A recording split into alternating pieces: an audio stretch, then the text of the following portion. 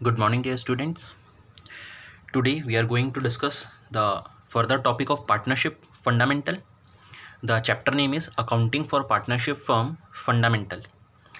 Earlier we have discussed the definition of partnership, meaning and definition of partnership, nature of partnership, some essential features of characteristic of partnership, which is also being discussed in 11th class, rights of a partner.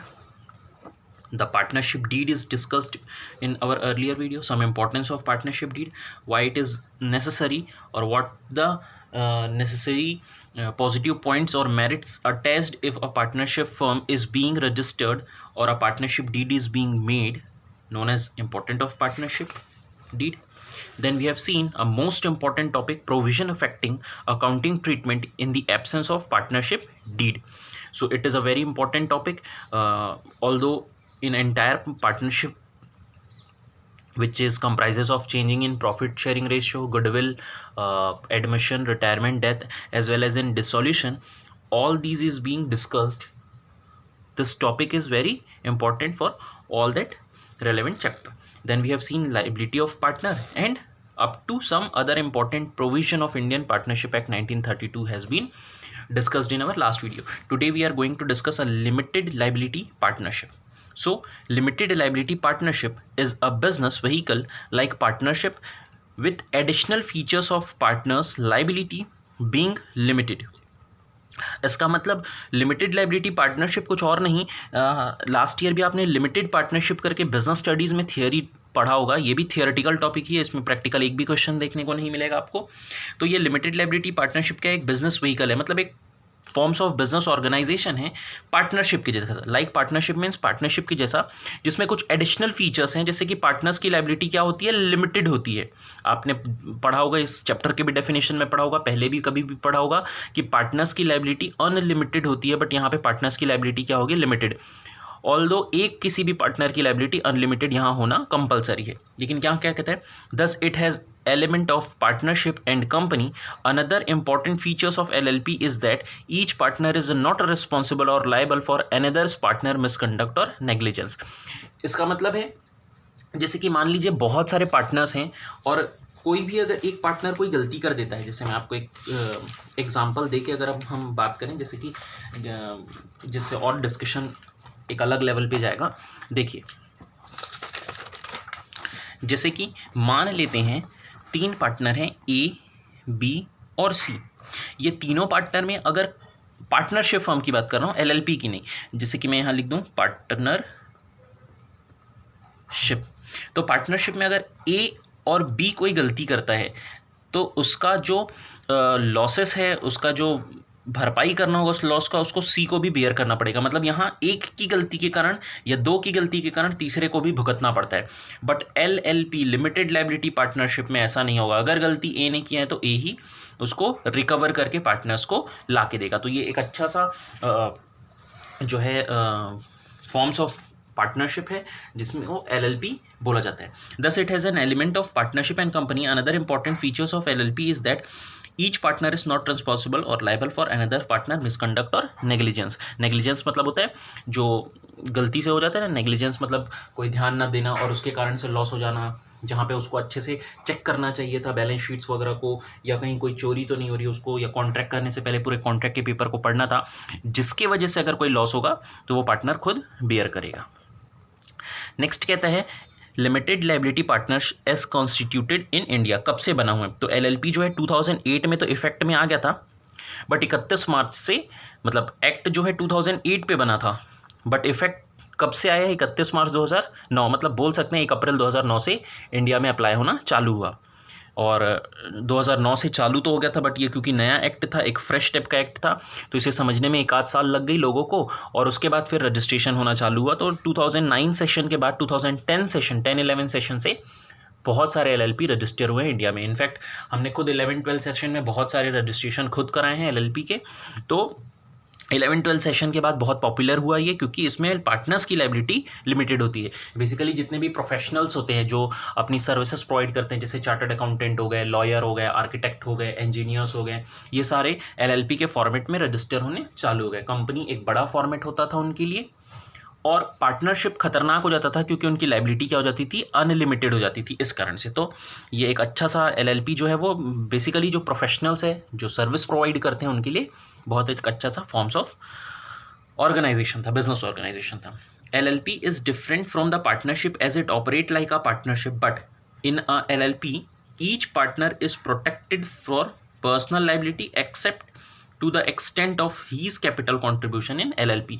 मतलब कि वो personally कोई liable नहीं होते LLP में, but जो पैसा उन्होंने इन्वेस्ट किया है जिसे हम कैपिटल कहते हैं ना पार्टनर्स में, वो हो सकता है जो कंट्रीब्यूट किए हैं वो उनको ना मिले वापस।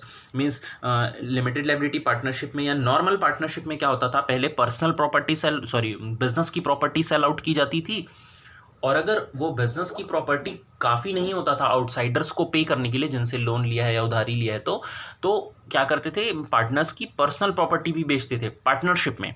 बट एलएलपी में ऐसा नहीं होगा, सिर्फ बिजनेस के एसेट्स बेचे जाएंगे। ये लिखा है ना, except to the extent of his capital contributed in the LLP, मतलब जितना भी पैसा उन्होंने लगाया है जिससे एसेट्स खरीदे होंगे उसे ऑक्शन कर दिया जाएगा, बेच दिया जाएगा, बट घर की कोई भी प्रॉपर्टी, पर्सनल प्रॉपर्टी जो है उसको नहीं बेचा जाएगा। तो यही एक एलएलपी है।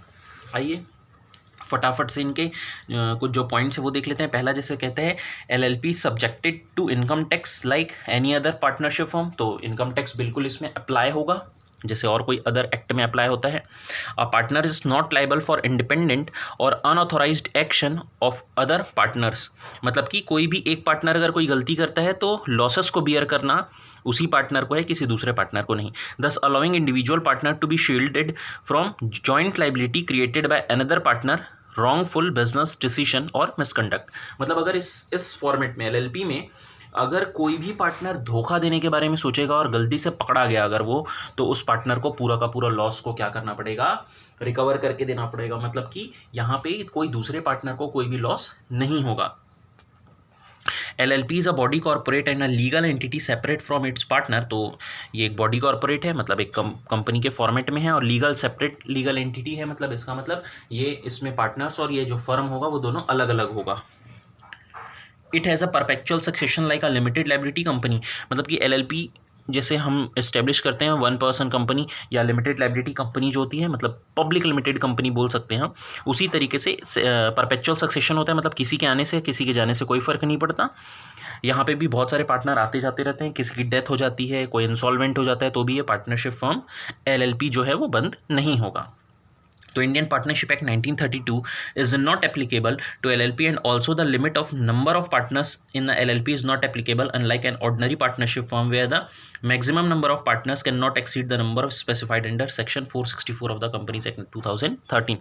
तो ये तो खैर बात की बात है, ये कंपनीज एक्ट की बात करता है, हम तो पार्टनरशिप एक्ट पढ़ रहे हैं, LLP पढ़ रहे हैं। तो पार्टनरशिप एक्ट में मैक्सिमम की जो लिमिट दे रखी है वो 20 पार्टनर्स की दे रखी है। हालांकि जब कंपनीज एक्ट 2013 सेक्शन 464 की बात करते हैं तो उसमें लिमिट 50 और 100 की बात करती है जो रेस्ट्रिक्ट करता है, बट वो अमेंडमेंट रूल्स में आए थे जो एसोसिएशन ऑफ पर्सन को बिलोंग करते हैं। हमारा इससे लेना देना कुछ भी नहीं है, तो हम सिर्फ यही ध्यान रखेंगे कि पार्टनरशिप में मिनिमम 2 पार्टनर की ज़रूरत पड़ती है और मैक्सिमम वो 20 तक जा सकते हैं जनरल बिजनेस के लिए और 10 तक जा सकते हैं बैंकिंग बिजनेस। जब हम आते हैं partnership limited liability partnership LLP पे, तो यहाँ पे मिनिमम 2 लोगों की ज़रूरत पड़ेगी और मैक्सिमम की कोई लिमिट नहीं है, जैसे कि यहाँ देख सकते हैं, अभी हम लोग आगे पढ़ेंगे, there is no limit on the maximum number of partner लिखा है। चलिए तो आगे बोलते हैं, specified that these at least one of the partner in the LLP is a citizen of India and an Indian national, मतलब कि इस पार्टनरशिप फॉर्म में कितने भी पार्टनर हो सकते हैं, बट मिनिमम एक पार्टनर को क्या होना चाहिए, सिटीजन ऑफ इंडिया और इंडियन नेशनल होना चाहिए। एक तो भारत का निवासी होना चाहिए और यहाँ की सिटीजनशिप होनी चाहिए, तो ही वो बिजनेस कर सकता है। द रजिस्ट्रार ऑफ कंपनी, जिसको आरोशी बोलते हैं शॉर्ट में, is the authority to register and control LLP, मतलब कि जो LLP है उसे रजिस्टर या कंट्रोल करने का काम कौन करेगा, रजिस्ट्रार ऑफ कंपनीज, जो कंपनीज को रजिस्टर करते हैं, मैनेज करते हैं, वही करेंगे। ठीक है। कैरेक्टरिस्टिक में फर्स्ट बोलते हैं separate legal entity like a company, LLP is also a separate legal entity, हमने पहले भी डिस्कशन कर लिया था। तो ये वाला पॉइंट सेम वैसे ही है कि इसमें पार्टनर्स को और फर्म को दोनों को डिस्टिंक्ट किया गया, अलग अलग माना गया है, जैसे कंपनी में मानते हैं। जैसे मैं एक एग्जांपल दूं कंपनी का, तो मुकेश अंबानी और रिलायंस इंडस्ट्रीज लिमिटेड दोनों अलग अलग एंटिटी है। हालांकि रिलायंस इंडस्ट्रीज के कोई हाथ पैर नहीं है, बट एक लॉ की नज़रों में उसको भी एक आर्टिफिशियल पर्सन कहा जाता है, वैसे ही पार्टनरशिप फर्म को भी एक सेपरेट लीगल एंटिटी माना जाएगा। वो सेपरेट होंगे अपने शेयर होल्डर से, जैसे कंपनी में होता है जो शेयर होल्डर होते हैं और जो कंपनी होता है दोनों अलग अलग एंटिटी माना जाता है, वैसे यहाँ पे भी लिमिटेड लायबिलिटी पार्टनरशिप फर्म जो होगी और जो उनके पार्टनर्स होंगे उन दोनों को सेपरेट अलग अलग माना जाता है। मिनिमम कैपिटल कोई स्पेसिफाइड नहीं है, नॉट स्पेसिफाइड। दस partnership in LLP decide how much capital will be contributed by each partner. अब ये डिपेंड करता है, जैसे कि मान लेते हैं हम छोटे शहरों की बात करें तो छोटे शहरों में जैसे पार्टनरशिप फर्म बनता होगा, LLP बनता होगा। मैं एक प्रोफेशनल्स का एग्जांपल ले लेता हूँ, चलो चार्टर्ड अकाउंटेंट फर्म ही खुल रहा है, तो अगर छोटे शहर में खुल रही है तो उनका वर्किंग कैपिटल मीन्स जो खर्चा होगा वो कम होगा। इनफैक्ट जो लोग ऑफिस बनाएंगे, क्योंकि क्लाइंट भी उतने महंगे क्लाइंट या फिर उतना फीस पे करने वाले क्लाइंट तो आएंगे नहीं, तो उनकी जो ऑफिस की इंफ्रास्ट्रक्चर रहेगी, उनका जो ऑफिस में जो भी फर्नीचर रहेगा या फिर जो फाइलिंग रहेगी, जो जिस भी तरीके का उनका वर्किंग रहेगा वो ज़्यादा एक्सपेंसिव नहीं रहेगा, तो उनका जो फर्म है वो 5 लाख टू 10 लाख रुपीज़ के बीच चालू हो सकता है। बट यही मैं जैसे कि हम 2 टियर शहरों की बात करें जिसमें थोड़े से अच्छे क्लाइंट होते हैं, बड़े बड़े कंपनीज एस्टेब्लिश्ड होते हैं, तो वहाँ आपको कम से कम 25 से 30 लाख रुपए, 50 लाख रुपए इन्वेस्ट करना पड़ेगा। और अगर मेट्रो सिटीज़ की बात करें तो वहाँ तो 1-2 करोड़ 5 करोड़ रुपए भी आपको इन्वेस्ट करके एक फॉर्म बनाना में कम पैसा लगेगा। तो जितना भी कैपिटल लगेगा वो जितने भी पार्टनर आने वाले होंगे, जैसे मान लेते हैं हम छोटे शहर की बात करते हैं, 10 लाख रुपीज़ लगा के पार्टनरशिप फर्म स्टार्ट हो रहा है और 4 पार्टनर है, तो 2,50,000 ईच पार्टनर क्या कर लेंगे, कंट्रीब्यूट कर लेंगे। तो मिनिमम कैपिटल की उन्होंने कोई भी बाउंडेशन नहीं दी। मिनिमम नंबर के लिए मैंने बता दिया, LLP can establish with at least 2 member who shall also be designated partner and shall have डिन डायरेक्टर्स आइडेंटिफिकेशन नंबर। ये जो भी डायरेक्टर बनते हैं ना कंपनी में, उनका डिन नंबर मिलता है, डायरेक्टर आइडेंटिफिकेशन नंबर, तो वैसा ही नंबर इसमें भी पार्टनर्स को लेना पड़ेगा। There is no limit on maximum number of partner, member other than the designated partner are required to have a DIN director identification number. मतलब इसमें सारे मेंबर्स को, चाहे वो आप डेजिग्नेटेड पार्टनर हो चाहे ना हो, आप सबको क्या करना पड़ेगा, डिन नंबर लेना पड़ेगा, डायरेक्टर्स आइडेंटिफिकेशन नंबर। ये बहुत लंबा प्रोसीजर नहीं होता, 1 मंथ का एक प्रोसीजर है, वैसे तो 7 डेज में भी मिल जाता है डिन number. Registrar of a company जिससे बात की ना, उन्हीं के पास अप्लाई करना पड़ता है अपने बहुत सारे डॉक्यूमेंट्स के साथ, फोटोग्राफ, डॉक्यूमेंट्स, सिग्नेचर और बहुत सारे जो फॉर्म्स रहते हैं उनको फिल करके सबमिट करना रहता है, और 7 डेज टू 30 डेज के अंदर आपको डिन नंबर मिल जाते हैं। नेक्स्ट है ऑडिट इज नॉट मैंडेटरी, मतलब ऑडिट कराना कोई ज़रूरी नहीं। ऑडिट का मतलब बहुत सारे बच्चे पूछते हैं सर ऑडिट का मतलब क्या, तो ऑडिट का मतलब होता है फाइनेंशियल जो फिगर्स हैं उसको चेक करना, ये देखना कि वो सही हैं कि नहीं है। और सही अकाउंटिंग मीन्स आपने रूल्स जैसे पढ़े हैं, गोल्डन रूल्स जो पढ़े हैं, जो प्रिंसिपल्स पढ़े हैं, जो प्रेजेंटेशन पढ़ा पार्टनरशिप बैलेंस शीट का, प्रॉफिट एंड लॉस अकाउंट का, ट्रेडिंग अकाउंट का, वो सही तरीके से उसमें प्रेजेंट किए हैं कि नहीं किए हैं, ये ही चेक करना ऑडिट कहलाता है। और लास्ट में अगर मैं कंक्लूड करूं तो सही प्रॉफिट आपने इवेल्युएट किया है कि नहीं, बैलेंस शीट में सारे के सारे आपके एसेट सही वैल्यू पे शो हो रहे हैं कि नहीं, और आपने सही टैक्स पे किया, रिटर्न फाइल किया कि नहीं किया, वो हम ऑडिट में चेक कर लेते हैं। तो ऑल कंपनी वेदर प्राइवेट और public are required to get their accounts audited. हर कंपनी को, चाहे वो प्राइवेट हो पब्लिक हो, उसको अकाउंट को ऑडिट कराना ज़रूरी होता है। इसीलिए तो कंपनीज रजिस्टर नहीं कराते लोग, पार्टनरशिप या LLP करा ले रहे हैं, क्योंकि इसमें बाउंडेशन है। जैसे कि क्या कहता है, however audit of LLP book of accounts is not mandatory नहीं है, कोई ज़रूरी नहीं। लेकिन आपको क्या करना पड़ेगा, if the contribution of LLP exceed 25 lakh, मतलब कि 25 लाख रुपए से ज़्यादा अगर आपका कॉन्ट्रीब्यूशन एक्सीड हो रहा है, मतलब कैपिटल एक्सीड हो रहा है, या और if the annual turnover of LLP exceed 40 lakh, मतलब कि आपका जो ईयरली टर्नओवर है, सेल्स है, मैं प्रॉफिट नहीं बोल रहा हूँ, मैं सेल्स बोल रहा हूँ, टर्नओवर का मतलब सेल्स होता है। तो एनुअल सेल्स, एक साल का सेल्स आपका जो फाइनेंशियल ईयर का सेल्स है, अगर वो 40 लाख से ज़्यादा हो जाता है, या फिर आपने जो पैसा कॉन्ट्रीब्यूट किया वो 25 लाख से ऊपर हो जाता है, तो आपको क्या कराना पड़ेगा, ऑडिट कराना पड़ेगा। रजिस्ट्रेशन प्रोसेस क्या है, जैसे कंपनी का रजिस्ट्रेशन होता है, आपने लास्ट ईयर रजिस्ट्रेशन प्रोसीजर पढ़ा था कंपनी का, बहुत लंबा चौड़ा प्रोसीजर है, तो सेम वैसा ही प्रोसीजर यहाँ आएगा। सर आप 12th में क्यों नहीं पढ़ा रहे हैं, क्योंकि 12th में कोर्स में नहीं है, आपको रजिस्ट्रेशन प्रोसेस LLP का नहीं पूछा जाएगा। बट कोई भी बच्चा अगर कहे कि नहीं सर हम तो जानना चाहते हैं, तो जो कंपनी का रजिस्ट्रेशन जैसा होता है, 11th की बिजनेस स्टडीज़ की 2nd चैप्टर जो है, फॉर्म्स ऑफ बिजनेस ऑर्गेनाइजेशन, उसमें आपको मिल जाएगा। अगर कोई बच्चा एक्सप्लोर करना चाहे कि नहीं सर हम तो पढ़ना ही चाहते हैं, तो बिल्कुल वहाँ जाके पढ़ सकते हैं, बट ये 12th में नहीं है। आगे benefit of LLP are it is more flexible as compared to the company to organise internal structure. मतलब कि जैसे कंपनी में बहुत सारे मीटिंग वगैरह लेने पड़ते हैं, कोई भी स्ट्रक्चर को, कोई भी नए डिपार्टमेंट बनाने के लिए, कोई नया पोस्ट लाने के लिए, डायरेक्टर को चेंज करने के लिए, यहाँ उतना ज़्यादा नहीं है, यहाँ फ्लेक्सिबल है, आप जैसे चाहो वैसे कर सकते हो। कोई मैक्सिमम लिमिट नहीं है पार्टनर्स का, ये एक बेनिफिट है। जैसे पार्टनरशिप में प्राइवेट लिमिटेड कंपनी होती है उसमें 200 नहीं हो सकते, उसमें भी आप एक्सक्लूड करोगे पास्ट और प्रेजेंट एम्प्लॉयज़ को, शेयर होल्डर्स की जैसे बात कर रहे थे हम लोग। तो यहाँ ऐसा कोई भी लिमिटेशन नहीं है, यहाँ मैक्सिमम की कोई लिमिटेशन नहीं, जितने सारे पार्टनर्स आ सकते हैं। Raising and utilisation of funds depend on the partners will and against norms prescribed in the companies act 2013 as applicable to the companies. यहाँ फंड्स को रेज करना और उसको यूटिलाइज करना पार्टनर्स पे डिपेंड करता है। कंपनीज एक्ट में जैसे बहुत सारी बातें लिखी हुई कि डायरेक्टर कहाँ से पैसे बोरो कर सकते हैं, बोरो करने से पहले क्या करना पड़ेगा, जैसे शेयर होल्डर से परमिशन लेना पड़ेगा, उस पैसे को कहाँ खर्चा कर सकते हैं, खर्चा करने से पहले किन किन लोगों से पूछना पड़ेगा, रजिस्ट्रार से पूछना पड़ेगा, सरकार से पूछना पड़ेगा, शेयर होल्डर से पूछना पड़ेगा। तो ये सारी चीज़ें जो होती है, अगर बहुत बड़ा लोन ले रखा है तो बैंक से पूछना पड़ेगा। ऐसा कोई भी क्राइटेरिया जो कंपनी में होता है LLP में नहीं है। तो ये एक बेनिफिट है, पार्टनर्स जैसे चाहे रेज कर सकते हैं पैसे और जैसे चाहे उसको यूज़ कर सकते हैं, यूटिलाइज कर सकते हैं। Liability of partner is limited to their contribution as against liability of partner being unlimited in the case of normal partnership. However the LLP agreement is prepared in the same manner as partnership deed is prepared. मतलब कि यहाँ पे LLP जो होगा वो उसी तरीके से पार्टनरशिप डीड जो बनाएगा जैसे कि पार्टनरशिप डीड नॉर्मल पार्टनरशिप में बनता है। और उनकी लाइबिलिटी कितनी होगी, जितना उन्होंने कैपिटल कंट्रीब्यूट किया, उससे ज़्यादा 1 रुपये भी नहीं मंगाया जाएगा। और वैसे ही अनलिमिटेड नॉर्मल पार्टनर्स के केस में रहेगा। जैसे कि यहाँ लिखा LLP agreement is prepared in the same manner as partnership deed is prepared. तो जैसे पार्टनरशिप डीड हम पार्टनरशिप में पढ़ते हैं, हमने देख रखा है ना पार्टनरशिप डीड। ये देखिए पार्टनरशिप डीड हमने बहुत सारे पॉइंट देख रखे हैं कि क्या क्या डिस्कशन होता है। ये हमारे लास्ट वीडियो में, कोई बच्चा अगर नहीं देखा है तो लास्ट वीडियो जाके देख लेगा, तो पार्टनरशिप डीड उसको समझ में आ जाएगा। तो सेम उसी मैनर में पार्टनरशिप डीड भी क्या होता है, बनता है। लास्ट डिसएडवांटेजेस भी देख लेते हैं। Any act of the partners without the knowledge of other partner में बाइंड द LLP। मतलब कि कोई भी any act of a partner without the knowledge of other partner में बाइंड द LLP। मतलब कि ऐसा तो बोलने का है कि भाई कोई भी पार्टनर जो गलती करेगा तो वही भुगतेगा, उसी को ही पैसे ला के देने पड़ेंगे। बट ये सिर्फ बोलने वाली बात है।